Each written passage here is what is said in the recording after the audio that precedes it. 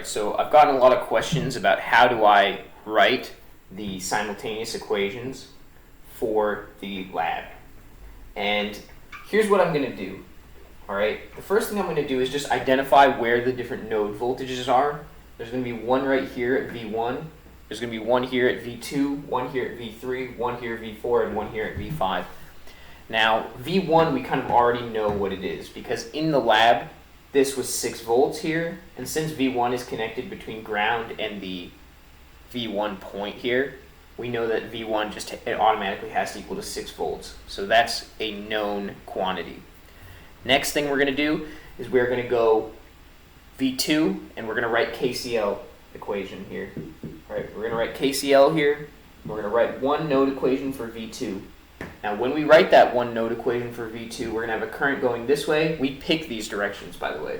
You could have a current going this way, or you could have a current going this way. You could assert any direction, and as long as you follow Ohm's law, what I call the extended version of Ohm's law, you will get the signs to work out. We're also going to have a KCL equation here at V3. When we have our KCL equation at V3, maybe there's more currents here. There's just one going this way, and the one over here, which all interact with V3. So the KCL equation for V3 will involve these 3 currents.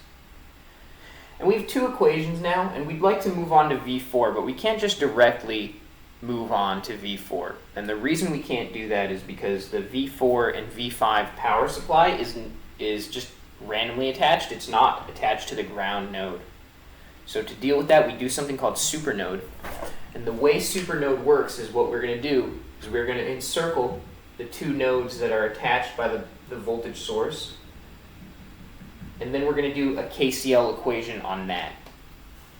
So you just treat this whole area, which I've colored in the blue here, and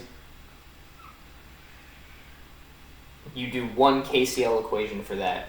So the currents that are going to be there, okay, this one, if we follow the line, this current goes towards, maybe this one goes away, and this one originally from there goes away too.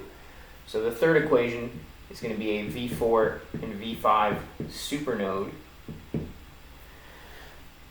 which is fine, okay? It's fine. We have 3 equations now, but we still have 4 unknowns, V2, V3, V4, and V5. And now we just need to deal with that, and the way that we'll deal with that is we'll write a KVL equation, and we will write a KVL equation at any one of the 2 loops that involve the power supply that we covered up with the supernode.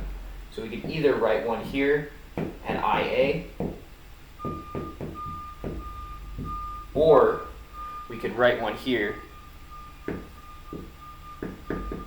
for IB.